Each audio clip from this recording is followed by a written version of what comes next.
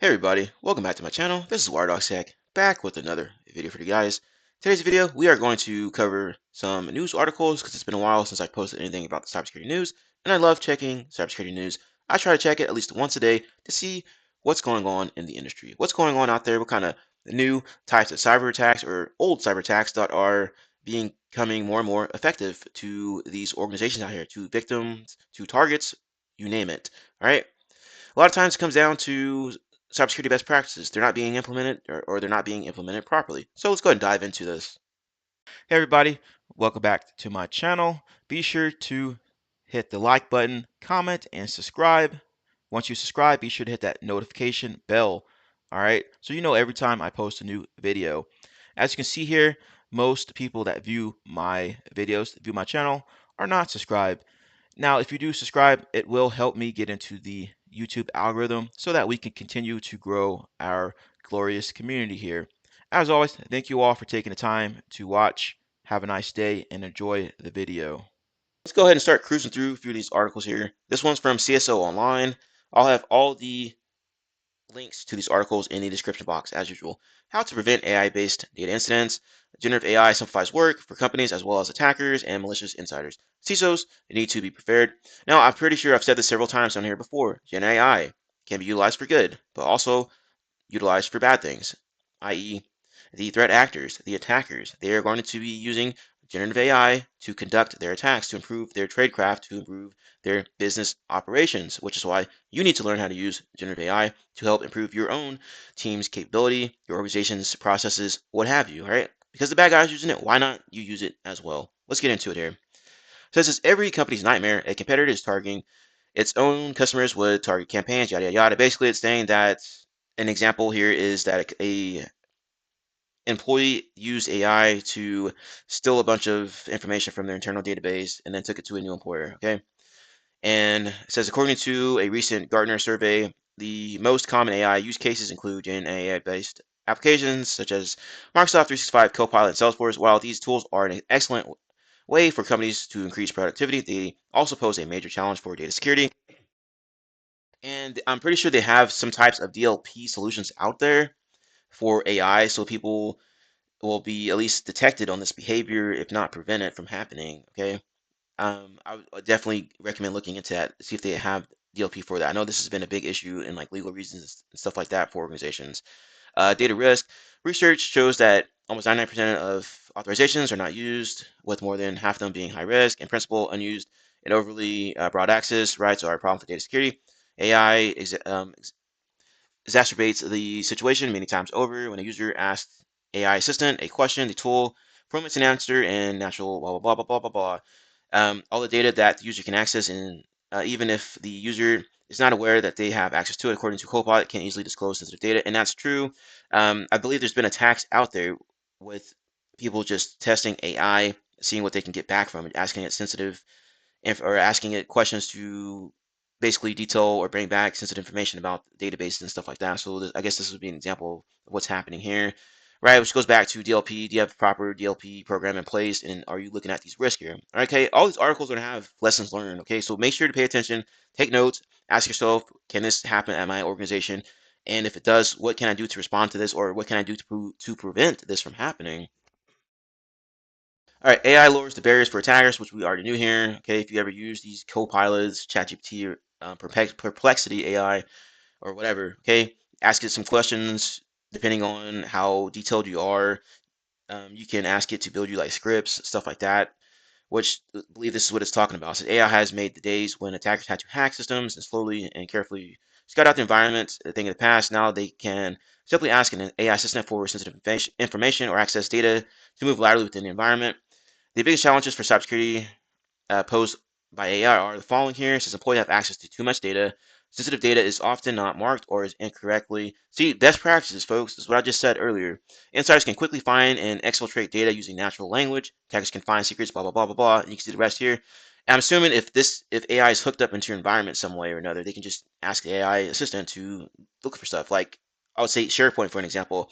You go in SharePoint, you can start looking around for like passwords, VPN access, stuff like that, keywords. That might trip some alerts. Who knows? But hey, if there's an AI component to that, I would ask AI to to help me find files related to passwords and such.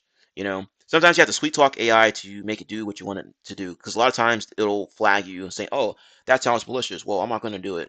So you have to kind of sweet talk it a little bit. It says protective measures against the AI risk. The first step is eliminating the risk associated with AI. Is ensuring the homework has been done before using tools such as Copilot. CISOs need to know where all their sensitive data is stored. Once again, cybersecurity best practices, asset management, and it goes back to properly classifying of data, which a lot of organizations fail to do so properly. And I'm sure you guys have probably come across this. I know I have in my cybersecurity career. Only when CISOs have a firm grip on data security in their environment and the right processes are in place is the company ready to introduce AI assistance. Even after installation, security managers should continuously monitor the following three areas: access rights, classification, and human activity. So that's what I'm talking about here. The use of AI systems must be monitored and any suspicious behavior detected. Analyzing prompts and the files that are associated with crucial or is crucial to prevent the misuse of artificial intelligence. Once again, flagging that behavior. People in there asking AI to do suspicious things, weird prompts. Like I said, looking for passwords and stuff like that. Like, why would a receptionist be looking for password files? That's highly suspicious to me. That's pretty much it for this one. So we're gonna hop over to the next one here, and it's talking about Healthcare dives. This article is on this website here. Healthcare was the most breached sector in 2024 report. Last year, the healthcare industry accounted for 23% of data breaches handled by financial and risk advisory firm Kroll, compared with 18% in 2023. Not a shocker here. If you've been paying attention to my channel, I've made several videos about these big hacks regarding healthcare organizations. As you know, healthcare organizations store a lot of sensitive information, medical records, PII. Sometimes they maybe even have payment card information, right? So the attackers know that healthcare organizations is a treasure trove of data, and why wouldn't they hack into these organizations? Also, on top of that, healthcare organizations are plagued with a lot of risk when it comes to cybersecurity. They have old systems in place, old applications in place. They have like X-ray machines running like Windows XP and stuff like that. Okay, if you ever worked in the healthcare industry, you will know that they have old systems in place, right? And a lot of times, they may have files just sitting on a shared drive somewhere that where anybody can just access this information. Okay. Anyway, let's scroll down here. Dive brief. Data breaches hit the healthcare sector more than in other industries last year, according to a report published by Kroll. 2024, healthcare industry accounted for 23, blah, blah, blah. The sector was battled by cyber attacks last year, including the major incident a claims processor changed healthcare, and the industry operated with fairly immature incident response practices. That's all right. I mean, that's not all right. That's for sure what's happening in the healthcare space. Very immature in a lot of places, or yeah, in a lot of processes and stuff, which I had talked about earlier. They're running old systems. They have a lot of information, a lot of data, a lot of files sitting on shared drives where anybody can just access. Okay, that's just two examples there, but there's plenty more out there to go off of. If you just check the news, just go and do a quick Google search, or heck, even ask AI about the latest data breaches regarding healthcare's industry. Okay. Dive insight. The healthcare and finance sectors have been alternating between the top two most breached sectors in recent years, according to the analysis. Last year, healthcare returned to the top spot, and its customers seemed fairly concerned about the safety of their information. For example, the sector ranked highest in the number of customers who began using credit and identity monitoring after a breach. And you can see the rest here, but a lot of times when these breaches happen, these companies will do the usual thing, like, okay, hey, you can have 2 years of free credit card monitoring or credit monitoring, whatever, right? Well, that doesn't really fix the issue that your data has been stolen and now it's on the dark web somewhere and it's being sold for profit. And next thing you know, you got some knucklehead calling your phone trying to extort you for even more money, right? That's a lot of stuff getting out here. These health organizations needed to start doing a lot better than this. They needed to start paying attention more to the cybersecurity folks, to the IT folks, and actually get things improved around there. Healthcare industry makes a ton of money, right? A ton of freaking money. So they need to improve their capabilities in IT and cybersecurity response. Okay, let's go and take a look at this chart here, and it's got it broken down by 2022, 2023, 2024, and you can see there healthcare has spun up there, and you can see finance there. We got professional services, retail, um, was that industrial services, technology, et cetera, et cetera, et cetera. I'm surprised education is so far down here. I've seen a lot of news articles about these K through 12 schools being breached and a lot of student information being stolen. So that's a little shocking to see it so low, but who knows?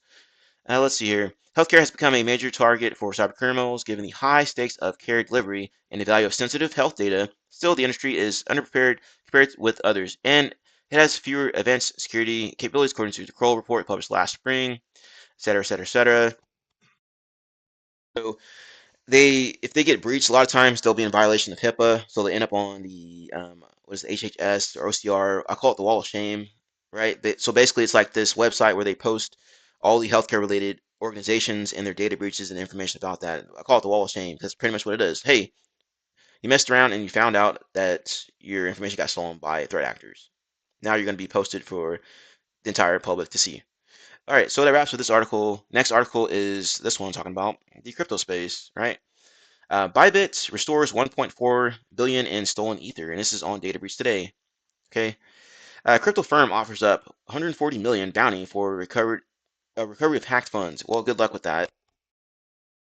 Let's see. I know this one's been making its rounds lately. Hacked crypto exchange Bybit replenished the 1.4 billion in ether stolen days ago. CEO Ben Zhao said Monday. A new proof of reserves audit will confirm that client assets are back to the 1-to-1 ratio using a Merkle tree verification system. Blockchain analytics firm Lock On Chain estimates that Bybit obtained approximately 446,870 Ether, yada yada yada, blah blah blah. They attributed the attack to Korean Lazarus Group, and they're very famous out there. They're known to be doing these crypto hacks. North Korea is. I mean, that's how they fund their programs, right? They have to steal this cryptocurrency because they're sanctioned so bad that this is the way they have to go. All right. It says look on chain, trace the Ether, blah blah blah, purchased by Bybit linked wallet from crypto investment firms, Galaxy Digital, Falcon X, etc., etc., etc. All right, let's skip through here. Let's see if there's anything juicy in here. Says that the Dubai-based crypto platform experienced a surge in customer withdrawals following the breach, which peaked at 5.8 billion on Saturday.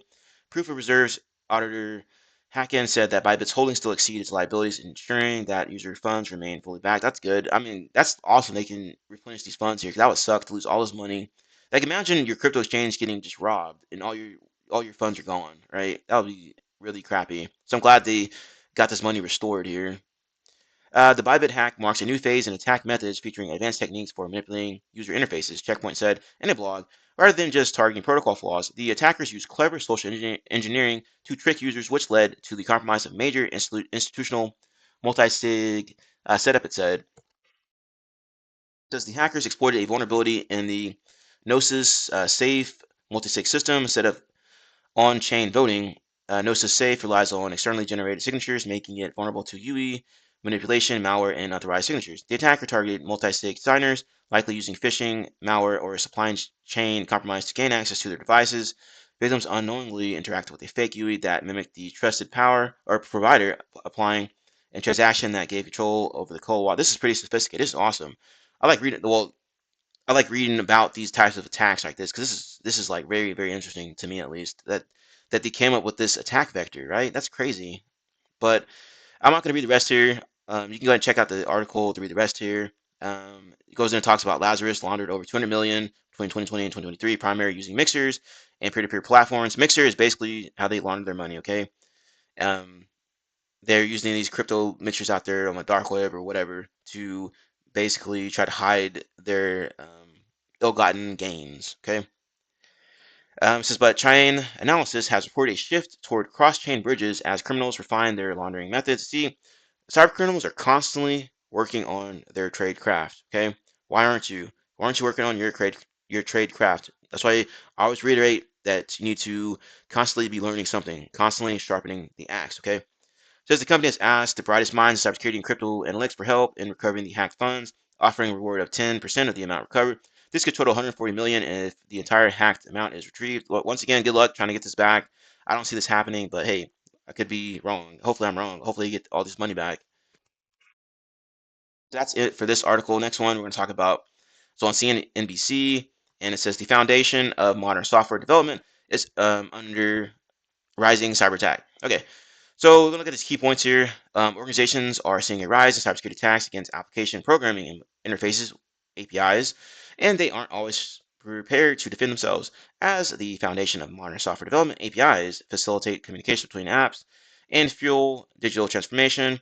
But this critical role has broadened the attack surface, making APIs a prime target for cybercriminals. That's right. The average cost to remediate API incidents was 591,400 in the US, and sectors such as financial services, shocker, the average was 832,800. APIs are everywhere out there. A lot of traffic goes through APIs, okay? I mean, if you don't know what API is, I recommend getting on Google and getting on AI chatbots asking it to explain to you what an API is, all right? Also, I recommend going through and reading through this article through its entirety. Like I said, go through, take notes, use what you can out of here so this doesn't happen to your organization. Now, speaking of APIs, we're going to pivot over to, guess what?